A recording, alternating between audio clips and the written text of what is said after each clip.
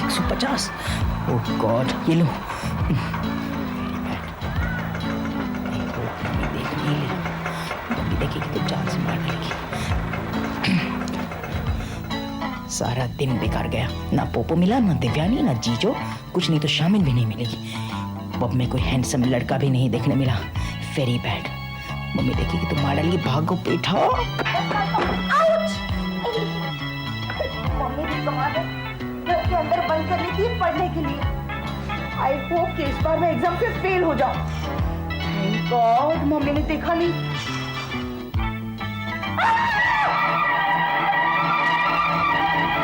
हे भगवान, ये यहाँ कहाँ से आया टपका? रोहन, रोहन उठ, उठ,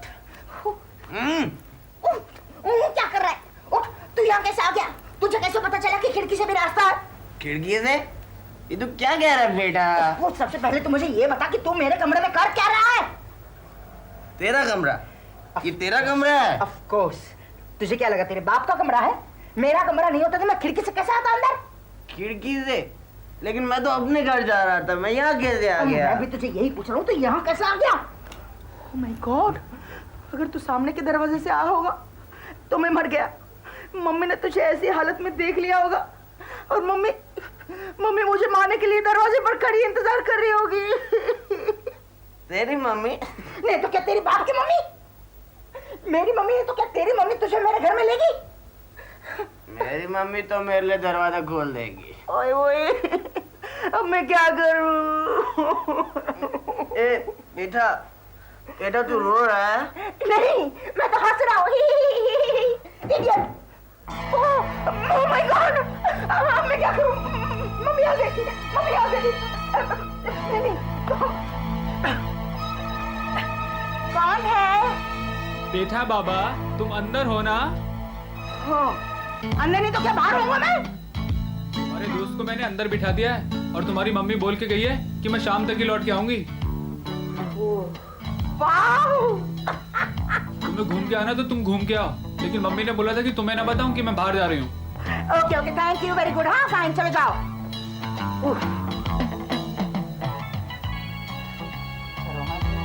अब ये बताओ तुमने ऐसी हालत क्यों कर ली है? कैसी हालत? किसकी हालत? ये बताओ तुमने दारू क्यों पी है इतनी?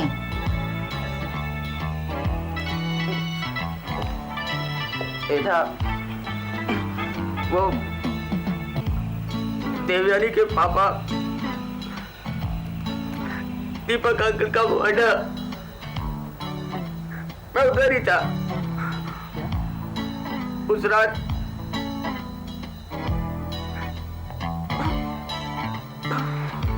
रोहन, रोहन, रोहन, बताओ ना क्या हुआ? नशे में है कि क्या बोल रहा है उसको ही नहीं मालूम। रोहन! हाँ बड़े पापा, लेकिन गई कहाँ तारा? देवयानी के इतनी बार फोन लगा चुकी हूँ लेकिन कोई फोन ही नहीं उठा रहा है। मुझे बहुत फिक्र हो रही है उसकी। आप उसे बेल पे छुड़ाने गए थे तो मुझे साथ क्यों नहीं ले गए? अच्छा खैर छोड़िए, उसका कुछ भी पता लगे ना तो मुझे फोन कीजिएगा प्लीज। ओके। ओह गॉड, पता नहीं तारा कहाँ गई होगी। आरज़ू, आरज़ू, तू कहाँ चली गई थी? मुझे इतनी फिक्र हो गई थी तेरी। कैसी है तू? अच्छी हूँ आरज़ू। तू देवयानी के यहाँ तो नहीं गई थी? आरज़ू छोड़ इस बात को, मैं इस बारे में बात नहीं करना चाहती। अभी यहाँ वापस आते आते मैंने तय कर लिया कि अब से मैं देवयानी की किसी बात का अपने ऊपर कोई असर नहीं होने दूंगी। जब तक वो खुद सीधे रास्ते पे आकर सुधर न जाए, मैं उसे वापस लाने की कोशिश ही नहीं करूंगी। वैसे भी अब वो बड़ी हो गई है, अपना ख्याल खुद रख सकती है। और फिर मैं अपने तरीके से पता लगाती रहूंगी कि उसे किसी चीज की जरूरत है या नहीं, और अपने ही जरिए से उसकी मदद भी करती रहूंगी। लेकिन जहां तक मेरा सवाल है, मैं उसका सामना भी नहीं कर सकती अब। थैंक गॉड, कम से कम तूने ये फैसला तो किया, वरना तू कब तक अपने आप को चोट पहुंचाती रहती। तू कह रही है आरज़ू, मेरी जगह तू होती तो तू कभी हार न मानती। पता नहीं क्या करती, खैर छोड़, बैठ तो सही, थक गई होगी तू। इतने दिनों से बैठ ही तो रही हूँ। अच्छा, ये शीना वगैरह कहाँ है? तू बैठ तो सही। पर सब लोग गए कहाँ? शीना, जीजो, श्रेया, शांतम, बाहर से बुटीक भी बंद लग रही थी। क्या सब लोग कहीं बाहर गए? वो जीजो तो पुणे गया है और शीना तारा शीना हॉस्पिटल गई है। हॉस्पिटल? वो क्यों? शांतम को कैंसर हो गया। क्या? ये क्या कह रही है तू? हाँ, डॉक्टर ने कहा है कि बस अब कुछ ही दिन रह गए। गॉड, आरजू मुझे शीना के पास ले चल। वो अकेली होगी, मुझे अभी उससे मिलना है। तारा मैं उसी के पास थी। एक्चुअली हमें उसके पास जाना नहीं चाहिए। वो पूरी तरह से टूट गई है। सिर्फ श्रेया ही उसे संभाल सकती है। और डॉक्टर ने भी यही एडवाइस किया है कि 2-3 दिन अगर हम उससे ना मिलें तो वो खुद अपने आप को संभाल लेगी। अगर तुम उससे मिलने जाओगी तो पता नहीं उसकी क्या हालत हो जाए। आरजू, इतना छोटा सा बच्चा और हाँ, और ट्रीटमेंट भी कितना पेनफुल है। तू थोड़ा आराम तो कर ले। नहीं आरजू, कुछ भी करने से पहले मुझे अपने रास्ते से एक अड़चन को हटाना है। एक ऐसी अड़चन जो मुझे खाए जा रही है। वो क्या तारा? मुझे पोपो से बात करनी है। उससे कहना है कि वो मेरे रास्ते से हमेशा के लिए हट जाए। उसके कारण मुझे बहुत तकलीफ हो रही है। जब तक मैं उससे बात नहीं करूंगी मुझे चैन नहीं आएगा। मैं तेरे साथ चलती हूँ। नहीं आरजू, मैं उससे जो बात करना चाहती हूँ मुझे अकेले में करनी चाहिए। मुझे अकेले ही जाना होगा। मुझसे यहाँ अकेले रहा नहीं जाएगा तारा। ऐसा करते हम दोनों साथ साथ चलते हैं। मैं बाहर गाड़ी में बैठी रहूंगी, तू बात करके आ जाना। ठीक है, लेकिन अभी चलना होगा इसी वक्त। चलो चल।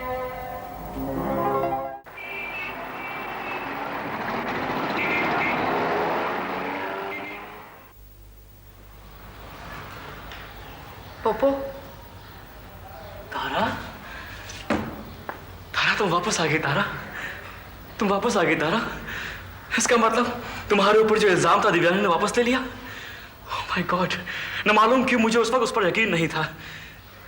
हाँ पोपो, मैं देवयानी की वजह से ही जेल से छोड़ी गई हूँ। लेकिन अफसोस इस बात का है कि जिस वजह से उसने मुझे छुड़वाया है उसके कारण आज मैं शर्म के मारे उसी से नजर नहीं मिला पा रही।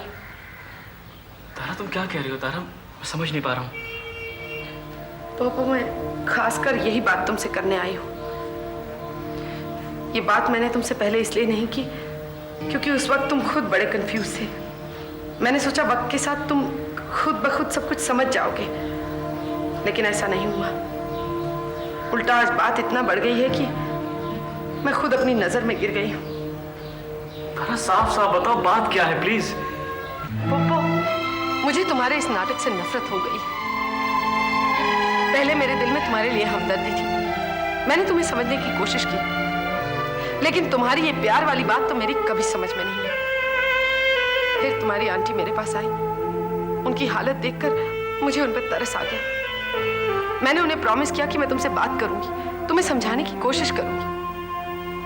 लेकिन कसम से तुमसे बात करना तो दूर, तुमसे मिलने की भी इच्छा नहीं होती थी।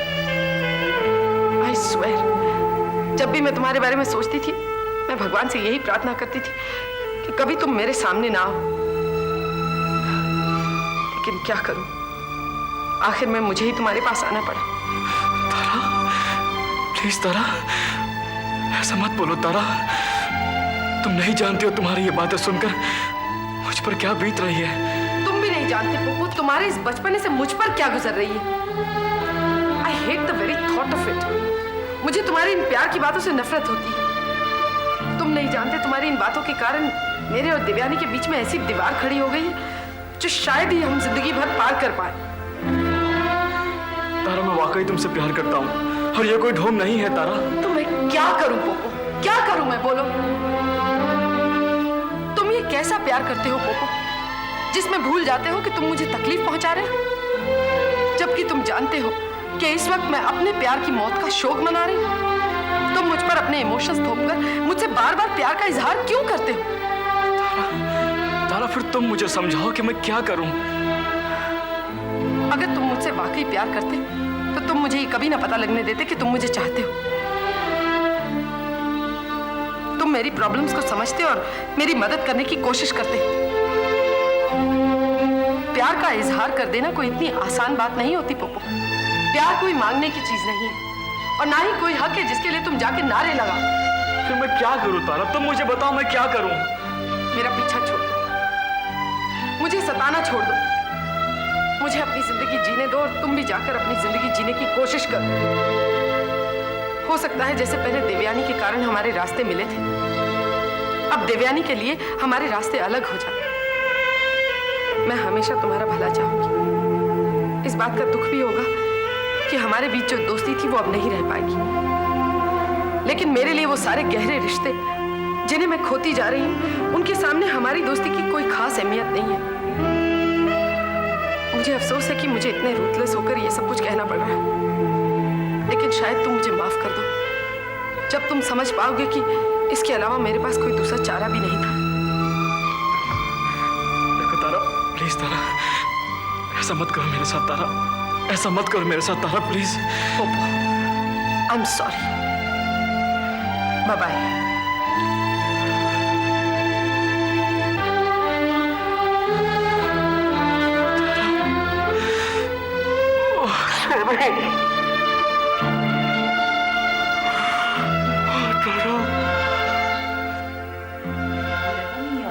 From the evil man, preserve me from the violent man, which imagine mischiefs in the heart, continually are together for war. They have sharpened their tongue. बेटा, दिव्यानी, हाय, तुम यहाँ क्या कर रही हो? मम्मी ने तुम्हें यहाँ आते हुए देखा तो नहीं? ओह, थैंक गॉड। तुम्हें पता है, मम्मी ने मेरी एड एजेंसी में से जॉब छुड़वा ली। कहती है जब तक मेरी एग्जाम्स नहीं हो जाती मैं कुछ नहीं कर सकता।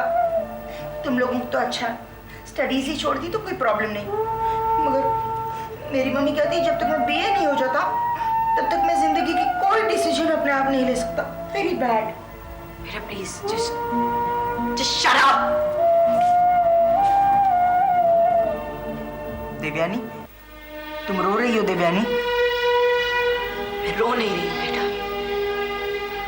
ये गुस्से के आंसू, ये गुस्से से कांप रही हूँ। क्यों, क्या हुआ? तारा आई थी। तारा? पर वो तो जेल में थी ना? बेल पर छूट कर आई थी, उसे मुझसे कुछ बात करनी थी। I just hate that woman.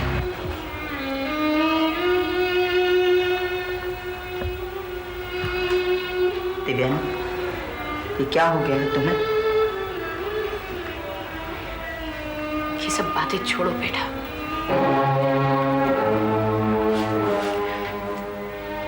मैं अब और उन लोगों के बीच नहीं रह सकती। मुझसे वो लोग बर्दाश्त नहीं होते। उनको देखते ही मुझे कुछ होने लगता। आज तारा घर पर आई थी, कल को पोपो भी आ सकता है।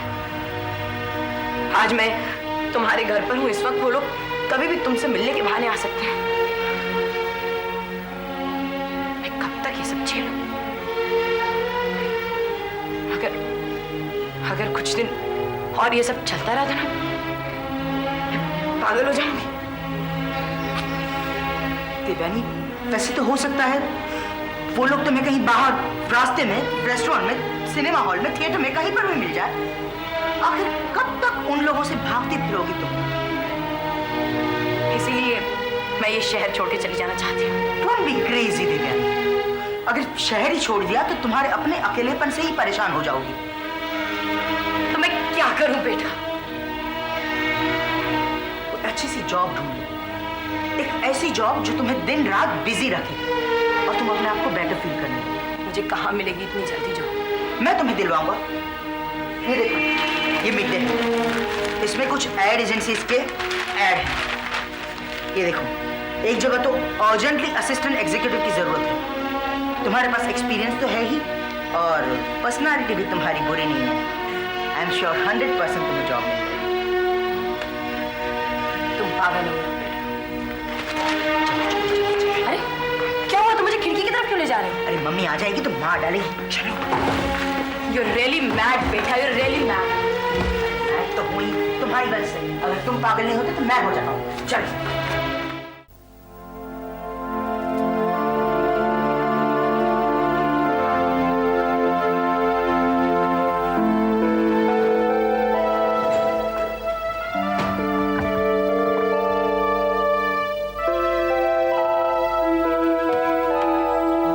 ये तुम बार बार मेरी तरफ ऐसे क्यों देख रहे हो रोहन?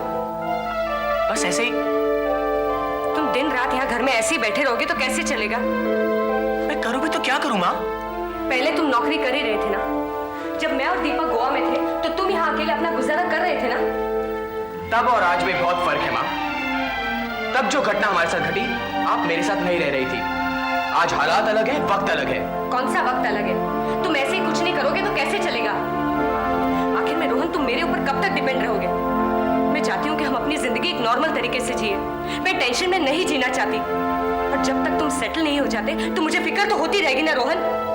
मुझे तो ऐसा लगता था कि आपको टेंशन में जीने में बहुत मजा आता होगा। क्या मतलब? मतलब कि मेरे पैदा हो जाते ही आप लोगों की जायदाद के पीछे मुझे एक डर में जीना पड़ा। इस डर में कि कहीं मुझे कोई उठा के ना ले जाए। मैं ये नहीं कहता कि आप लोगों को इससे कोई टेंशन नहीं हुई होगी, लेकिन कभी आपने या पापा ने ये सोचा कि मुझ पे क्या गुजर रही होगी? अचानक एक फोन कॉल की वजह से आप मेरे कमरे की तरफ भाग के चली आती थी।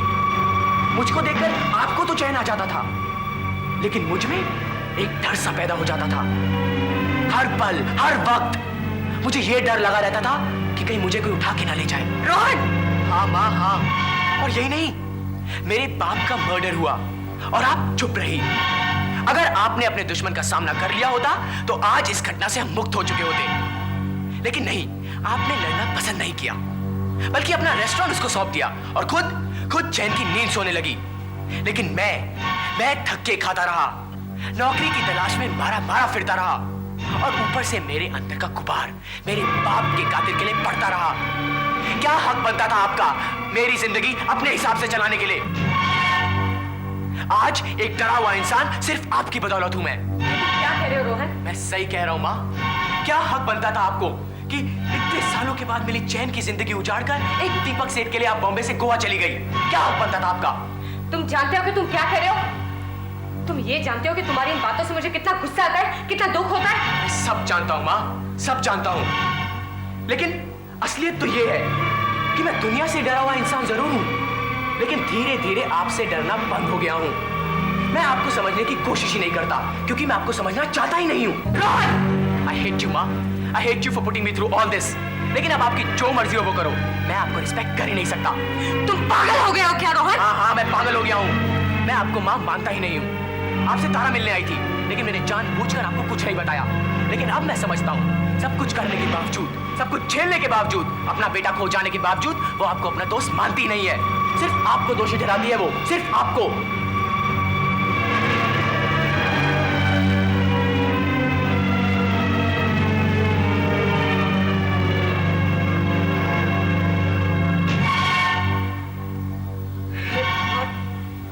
ये सब कुछ क्यों हो रहा है?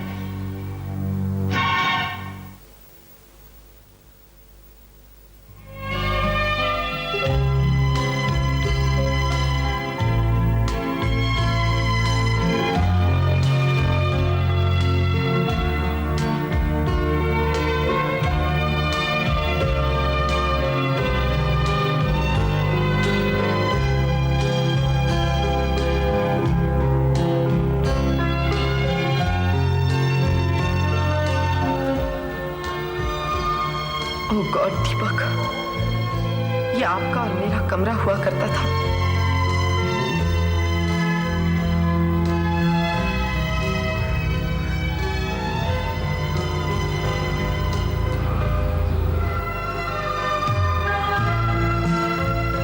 इतने दिनों से किसी ने यहाँ सफाई तक नहीं की। सब वैसा का वैसा पड़ा है। किसी ने हाथ तक नहीं लगाया हमारी चीजों को।